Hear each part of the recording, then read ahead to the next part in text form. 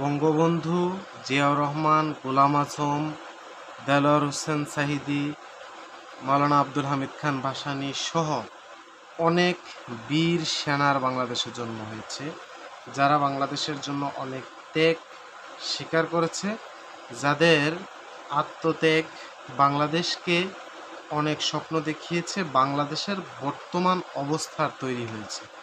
যার যার জায়গা থেকে প্রত্যেকেই বাংলাদেশকে অনেক কিছু দিয়েছে। গণতন্ত্রের স্বার্থে মতপার্থক্য থাকতেই পারে, এই মতপার্থক্যের বাহিরে গিয়ে বাংলাদেশের জন্য এরা প্রত্যেকেই বাংলাদেশের শ্রদ্ধার পাত্র, সবাই তাদেরকে সম্মান করবে। এখন আমরা যদি বিবেচনা করি কে সবচেয়ে বেশি জনপ্রিয়, সে আলোচনায় আমি প্রত্যেককেই জনপ্রিয়তার জায়গায় শীর্ষে অবস্থান করাবো। প্রত্যেকেরই যার যার অবস্থান থেকে জনপ্রিয়তা আলাদা আলাদা জায়গায়।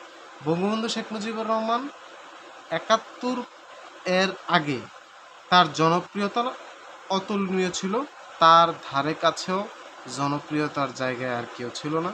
তিনি বাংলাদেশের একজন অভিসংবাদিত নেতা এবং বাংলাদেশের মানুষের হৃদয়ের জায়গায় উনি কেড়ে নিয়েছে।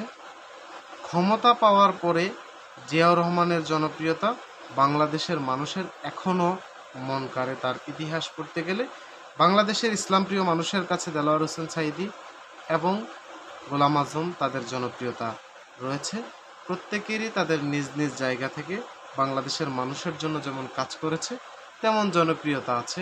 বাংলাদেশের সার্বভৌমত্বের স্বার্থে মাওলানা আব্দুল হামিদ খান ভাসানীর আলোচনা কিংবা আত্মত্যাগের কথা কেউই ভুলে নাই। তার জনপ্রিয়তা এখনও বাংলাদেশের মানুষের কাছে আছে, চিরদিন থাকবে।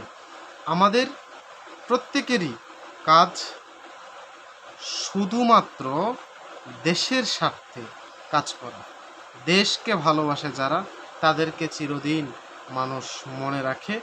গণতন্ত্র মানুষের ভিন্ন মত তৈরি করে এবং মতের পার্থক্য থাকতেই পারে, কিন্তু আমাদের যারা নেতৃত্বস্থানীয় ব্যক্তি ছিল, বাংলাদেশের মানুষের চিরতাজ ছিল, তাদেরকে আমরা অসম্মানিত করুক আমরা চাই না।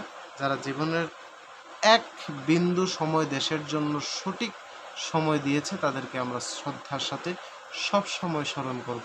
তারা বাংলাদেশের গর্বের মানুষ, তারা বাংলাদেশের জন্য চিরদিন কাজ করেছে। আগামীতে তাদের অনুপ্রেরণা নিয়ে আমরা কাজ করব, তাদের ভুল ভ্রান্তিগুলো আমরা এড়িয়ে চলার চেষ্টা করব। বাংলাদেশ গণতন্ত্রের দেশ, এই দেশে নেতার জন্ম হবে, এই দেশে মানুষ আরও ভালো কিছু করতে পারে, আরও বড় বড় নেতার তৈরি হবে। এই দেশে অনেক ভালো মেধাবী রাজনীতিবিদের জন্ম হবে, কিন্তু যারা যা দিয়েছে তাদেরকে আমরা সব সময় শ্রদ্ধার সাথে দেখব। তাদের ইতিহাস আমরা আমাদের আগামী প্রজন্মকেও শোনাব। তারা বাংলাদেশের জন্য অনেক কিছু করেছে। জনপ্রিয়তায় সবাই যার যার জায়গা থেকে শীর্ষে অবস্থান করছে।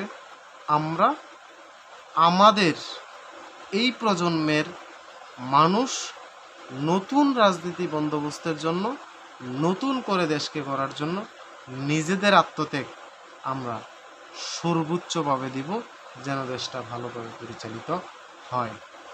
ইনশাল্লাহ বাংলাদেশ নতুন বাংলাদেশ হয়ে গড়ে উঠবে। বাংলাদেশ দীর্ঘজীবী হোক।